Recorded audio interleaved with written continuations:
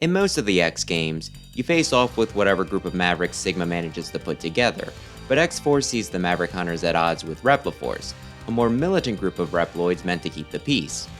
I've seen some condemn them, while others say Repliforce did nothing wrong, so who are the bad guys in X4? Did Repliforce deserve the distinction, or was their downfall simply the product of unfortunate circumstances? Let's give the plot and some supplemental material a look and see if we can reach a judgment.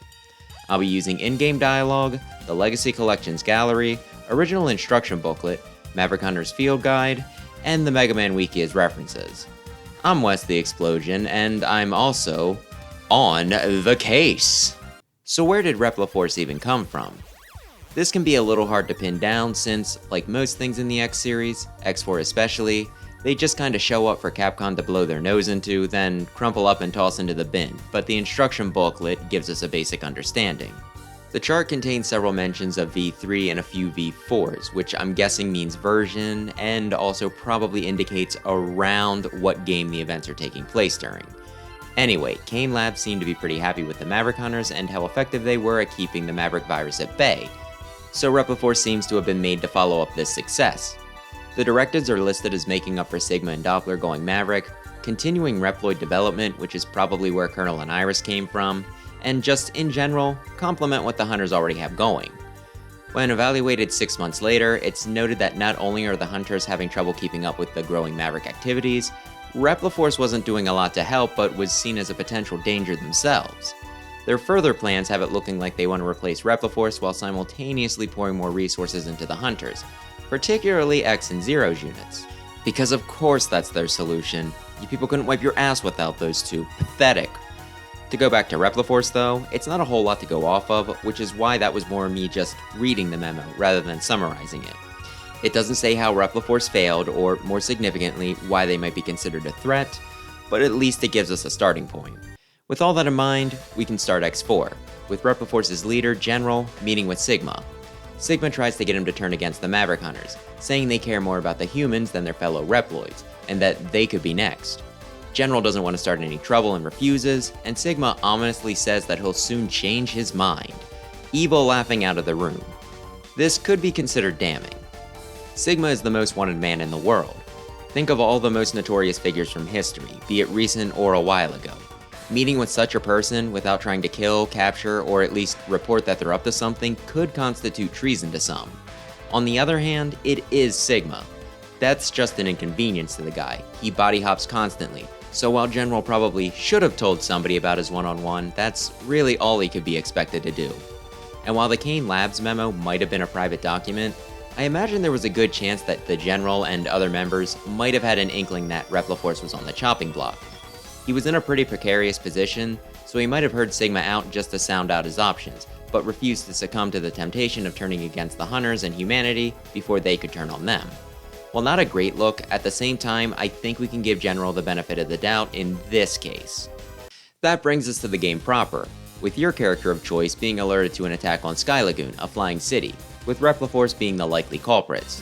As for why they're immediately accused, there's a lot of reasons, but the big ones are from within the Hunters themselves.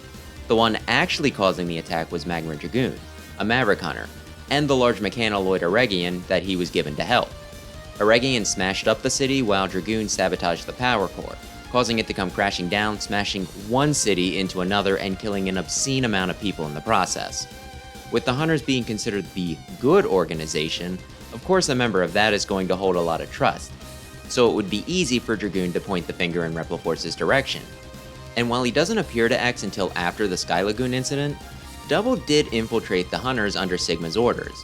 Assuming he didn't just walk right in the front door and up to X, if he was inside the organization for even a little bit beforehand, he could have easily spread some misinformation. There's also one of the bosses, Cyber Peacock, who exists within computer networks. While his role isn't exactly explained, there's a fair chance he could have also tampered with information to make Repliforce look bad. On top of that, there's the circumstantial stuff. When you get to Sky Lagoon, there's several smaller mechanoloids going crazy, but also some of the mass-produced round not beret units that the Repliforce uses. While I assume they're Reploids, they could just be humanoid mechanoloids, but given the name and with them appearing specifically in Repliforce levels after this, I definitely would associate them with the group. While them attacking you could be in self-defense due to your own hostile actions, them getting bad intel themselves, or Sigma producing fakes, it doesn't make Repliforce look too clean here. Even worse is the appearance of the Colonel at the end of the incident.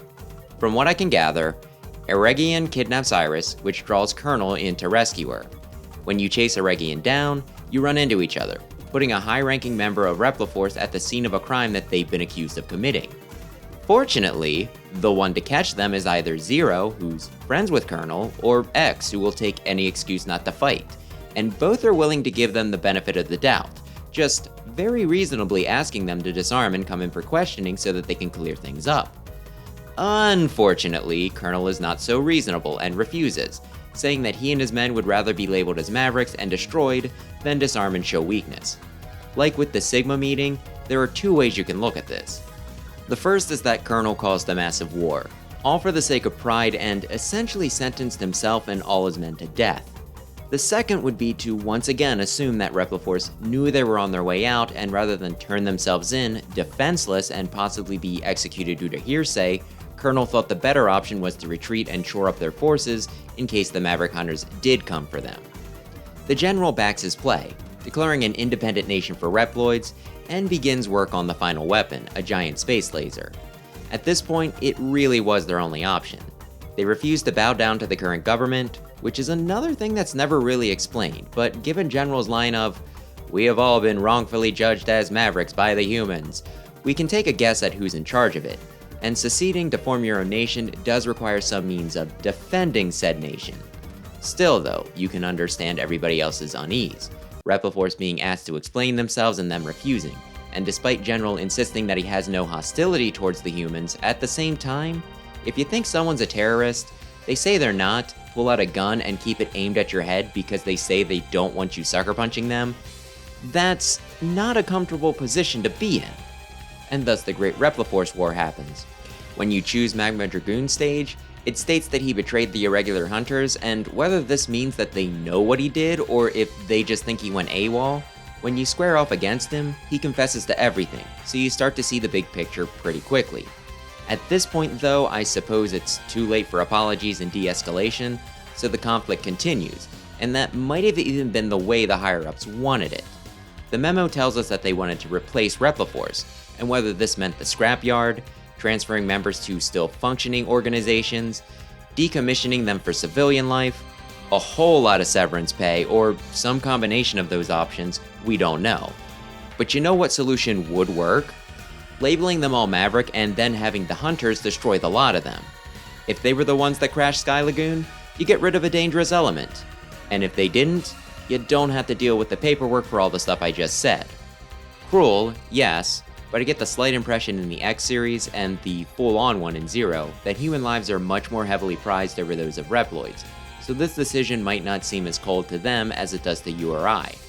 Regardless, Repliforce bared their fangs, and whether it was in self-defense or not, it doesn't seem like the sort of thing that would be tolerated, even if they were proven innocent later. But why was Repliforce so distrusted? It might have something to do with some of the people on their roster.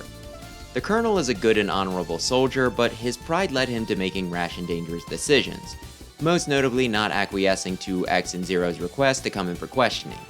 There's also a few times he seems to overstep his bounds, being the one to kick off the conflict despite not being the leader of the army, and he challenges X or Zero to a duel in the middle of the story as if that would settle the war.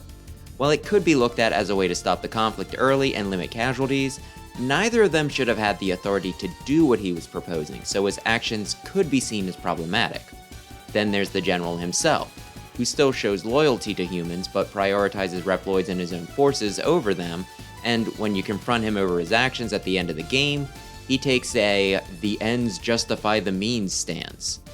If any of his superiors sense traces of these traits, it'd be a cause for worry. Iris was a pacifist and served as a sort of liaison between Repliforce and the Maverick Hunters. She has not committed a single sin in her entire life. Slash Beast joined up because he liked to fight, both to challenge himself and rip apart his opponents, and I mean, if that's what you're into, better to get a job that puts that towards productive ends, but it kinda feels like someone becoming a soldier because their only other option was serial killer. You'd have to keep a really close eye on them. Frost Walrus was brutal enough that he was about to be designated Maverick, until he was offered a position in Repliforce, so he'd be another red flag. Jet Stingray destroyed the city and escaped to the sea.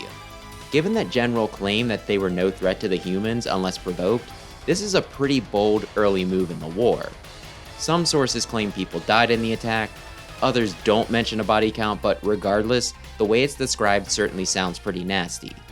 Storm Owl and Web Spider were both former Maverick Hunters who put in for a transfer, had good records, and were generally respected. They just happened to remain loyal after Repliforce declared independence. I've read that allegedly Owl launched his air fleet and attacked a city, which could put him on par with Stingray depending on how hard he went.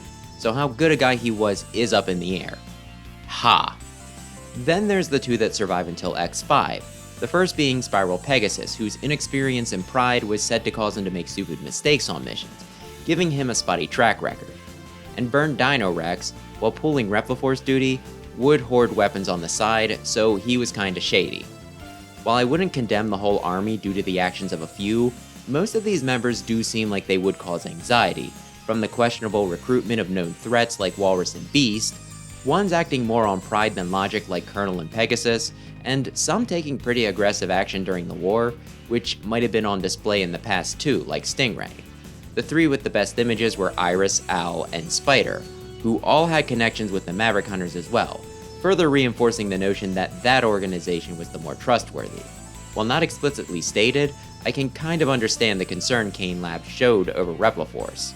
As for how everything turns out, well, X and Zero rip through the Repliforce ranks, Colonel sacrifices himself in combat to ensure that the final weapon has the time to launch, holding on to his pride until the end, and you face either Double or Iris aboard the station. After that, you fight General, severely injuring him. Sigma makes his move to use the weapon himself, and General realizes he's been played and asks for your help cleaning up his mess. After you beat Siggy, he sets the final weapon on a collision course with Earth as a last screw you, and the General sacrifices himself to destroy the station, I guess using Death Star logic. This is framed as a noble sacrifice meant to make atonement, but I always see it more as a way to avoid a military tribunal and not look like too big of a douche in the history books. But who knows? Maybe if he had convinced the right person he was still useful enough, or the right people died when the weapon fell, he could have still stuck around. I don't like the General though, so I'm gonna say it was a way to escape responsibility. Either way, that pretty much wraps up Repliforce's story, with only a few members getting bit parts in the next game before dying as well. But where does that leave things? Do I think Repliforce was in the wrong? Well, yes. Their best chance to avoid a war was when X and Zero asked them to come down to the station and clear things up. While most people would have immediately condemned Repliforce, given the circumstances, they got not just two of the only people that would be willing to give them the benefit of the doubt, but also the two Maverick Hunters who probably held the most influence in the organization, both being the only ones able to stand up to Sigma, and being on close speaking terms with Dr. Cain couldn't hurt either. Having one of them vouch for you and probably also keep an eye on the interrogation to make sure there was no funny business was a stroke of luck that was irresponsible to throw away. And they likely wouldn't have been so easily suspected had so many of their members not conducted themselves in such questionable ways in the past. The General also met with Sigma ahead of time, and while he turned him down, he should have been aware that he was up to something, and have been more on guard. If a guy asked you to start a coup, you say no, then you find yourself starting a coup a few days later, you might want to question how that happened. And while I have explained how their actions could have been more in the interest of self-preservation than foolishness, that's all giving them a lot of credit with understanding their precarious position and having forethought. There's also the very real possibility that when Colonel said that he'd rather maintain his pride than disarm, that he really did mean that he'd rather maintain his pride than disarm, and we're the idiots for thinking there's more to it. That's not to say that the Maverick Hunters are guiltless either. They had two enemy units in their midst, a traitor and an infiltrator, that were the driving force behind the conspiracy that caused the war. That's on them. And when they uncovered what happened, there was no move for reconciliation or de-escalation. Most of all though, it's Sigma's fault. He planned the whole thing, and unlike a lot of fictitious plots that rely on coincidence and things going exactly how they planned it out in their head, it feels like he thought everything out meticulously enough that there was no way it could fail, from planning the idea of rebellion in General's head, to tempting the perfect traitor over to his side, to making sure everyone would be where he needed them to be, to inserting Double into the Hunters to make sure nothing popped up to derail things, to having a new, 3 form body to use in the final confrontation, the last form having 3 different versions on top of it. Really, the only thing that could have possibly ruined his plans would have been if Colonel had worked with X and Zero when he had the chance, but I'm guessing he had enough of a read on him to know that that likely wouldn't happen. After all, he did know enough to kidnap Iris as bait. The only big hiccup he had was General stopping the final weapon from crashing to Earth, and even then, he still managed to traumatize 2 of his greatest enemies, cause massive casualties, and eliminate one of the 2 groups that stood against his Mavericks. Everybody kinda screwed things up this time. The main distinction is that that was what Sigma was trying to do, so even though you defeat him, in my opinion, he still wins. So that's my judgment on the whole situation. Everybody sucks, but what about the creators of the game? Reading the complete works, Inafune states that they wanted to make Repliforce a little more morally ambiguous, not just a simple case of good versus evil like you got in most of the previous games. It feels a little weird then that they made so many of the members you fought kind of jerks, but maybe that was to make sure you didn't feel too guilty about taking them out. I'm sure all the swell members were on break or something when you stopped by. In addition to that, there's this missing frame from the opening that was only in the Japanese version, where they're doing a funny salute. I'm not sure how intentional this was. I found a Reddit post that claimed that this was originally a Roman one, though true or not, when something like this gets so entrenched with a specific group like, say, an army from World War II, it's kinda hard to wash that off. Just try reclaiming a certain Buddhist symbol. My point is, sometimes this type of iconography is used specifically to designate someone as a villain, when the creators are worried that the audience will have sympathy for the bad guys. See the original Mobile Suit Gundam for details. Still though, since Inafune-san himself said that he meant for the story to be more gray, I'm willing to accept that. I'm just saying they could have handled a few of the aspects a bit better. Now it's time for me to turn it back to you. In X4, who's the bad guy, who's the good guy, who's the victim, and could this have all been avoided? In the past, I've always been pretty critical of Repliforce, but going over things again have made me a little more sympathetic, even if I do think they were kinda dumb about a lot of things. Hopefully I've given you something to think about too. As always, thanks for watching, maybe consider subscribing if you like Mega Man, and perhaps I'll see you in the next one. Something, something, something, one more chance.